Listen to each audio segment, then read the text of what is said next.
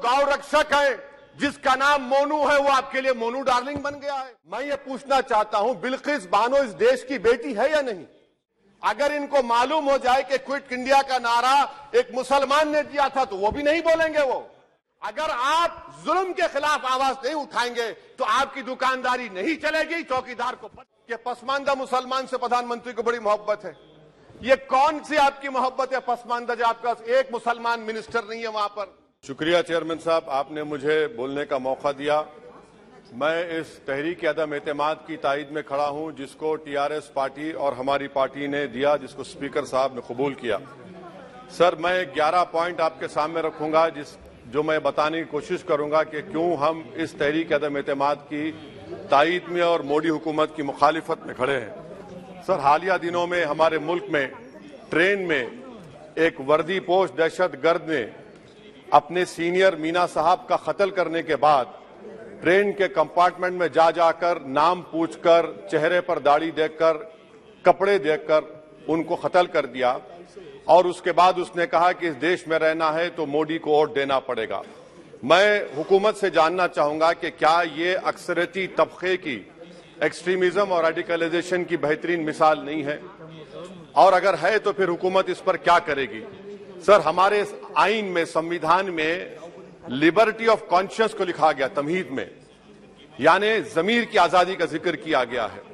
मैं हुकूमत से और खास तौर से वजीर आजम से जानना चाहता हूं कि कहां गया इस हुकूमत का जमीर, कॉन्शियस जिसको अंग्रेजी में कहते हैं, जब नूह में 750 इमारतों को बगैर ड्यू प्रोसेस फॉलो किए उनके इमारतों को मुनज़्ज़म कर दिया गया, और इसलिए कि वो मुसलमान थे, पूरे के पूरे इलीगल थे। इसीलिए पंजाब की हाईकोर्ट और हरियाणा की हाईकोर्ट ने कहा कि ये एथनिक क्लेंसिंग है। इसकी एक बेहतरीन मिसाल है उस हुकूमत की। तीसरी है कि इस मुल्क में एक नफरत का माहौल, बल्कि एक आतिश को पैदा कर दिया गया, मुसलमानों के खिलाफ नफरत का माहौल। ये 9 साल का इनका ये कारनामा है। तीसरा सर, मणिपुर के ताल्लुक से कल बड़ा लंबा जवाब वजीर दाखिला ने दिया। सर, आसाम राइफल के ऊपर केस बुक हो जाता है, एफआईआर हो जाता है। क्या हो रहा है वहां पर? कहां गया आपका कॉन्शियस, कहां गया आपका जमीर जब वहां की महिलाओं की अस्मत रेजी की जा रही है? और आप मुख्यमंत्री को नहीं हटाना चाहते इसलिए क्योंकि वो कोऑपरेट कर रहा है। सर, मैं हरियाणा और मणिपुर के वजीर आला के लिए किसी शायर ने अच्छा कहा था कि कुर्सी है तुम्हारा ये जनाजा तो नहीं, कुछ कर नहीं सकते तो उतर क्यों नहीं जाते? आखिर कहां गया? उन ताबूतों में खो गया कि आपका कॉन्शियस, आपका जमीर, जहां पर 50,000 लोग बेघर हो गए, यानी 6 लाख हथियारों को लूटा जा रहा है। आखिर कौन सा आप इंचार्ज वहां पर हैं? सर, 14 पॉइंट हिजाब को एक मसला बना दिया गया और मुस्लिम बच्चों को तालीम से महरूम कर दिया गया। क्या ये आपका लिबर्टी ऑफ कॉन्शियस है? कहां गया आपका जमीर? सर, अभी आपने फाइनेंस मिनिस्टर साहबा ने कहा, यहां पर डीएमके के मोहतरमा कनीमोजी ने महाभारत के द्रौपदी का जिक्र किया। मैं ये पूछना चाहता हूं, बिल्किस बानो इस देश की बेटी है या नहीं?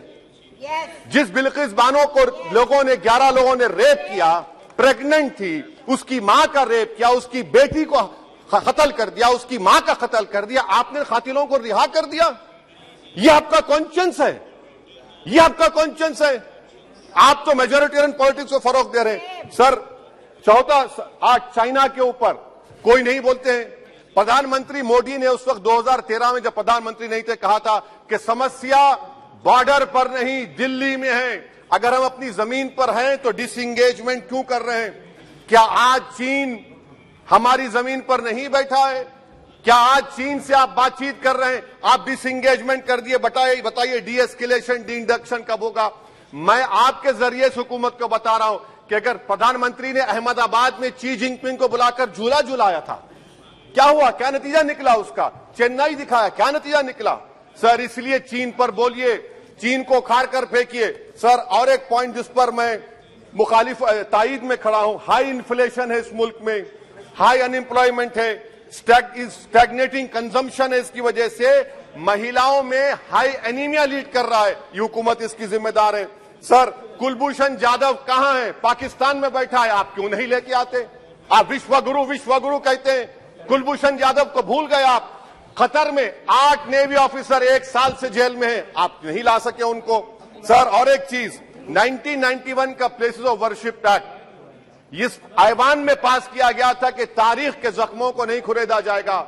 आप खुरोद रहे हैं उनको। मैं आपको इंतबाह दे रहा हूं, वार्न कर रहा हूं, इस मुल्क को 90 के दहे में मत लेकर जाइए। 91 का एक्ट सुप्रीम कोर्ट में जवाब दीजिए कि आपकी हुकूमत 91 पुलिस ओवरशिप एक्ट की कायम है, उस पर कायम रहेगी। यूसीसी सर, इस यूसीसी का फॉर्मूला क्या है? एक मुल्क में एक मजहब, एक कल्चर, एक जबान। ये तो डिक्टेटरों का फॉर्मूला है। भारत एक गुलदस्ता है, भारत एक मोजाइक है। यहाँ पर बेशुमार जबानें, बेशुमार मज़ाहिब बोले जाते हैं और हिंदू अनडिवाइडेड फैमिली में sir I am concluding 8 crore 75 Hindu खानदानों को 3,800 करोड़ डिडक्शन मिला। इसके बारे में आप क्या कहेंगे सर? और मैं कंक्लूड करने से पहले आपको बताना चाह रहा हूं कि माइनॉरिटी वेलफेयर का बजट 40% कम कर दिया गया। पढ़ो प्रदेश, प्री मैट्रिक स्कॉलरशिप कम कर दी गई। मौलाना आजाद फाउंडेशन खत्म कर दिया गया फेलोशिप, और इसकी वजह से 1,80,000 मुसलमान हायर एजुकेशन में गायब हो चुके हैं। सर, मैं इख्तिताम में कह रहा हूं कि पसमानदा मुसलमान से प्रधानमंत्री को बड़ी मोहब्बत है। ये कौन सी आपकी मोहब्बत है पसमानदा, जो आपका एक मुसलमान मिनिस्टर नहीं है वहां पर?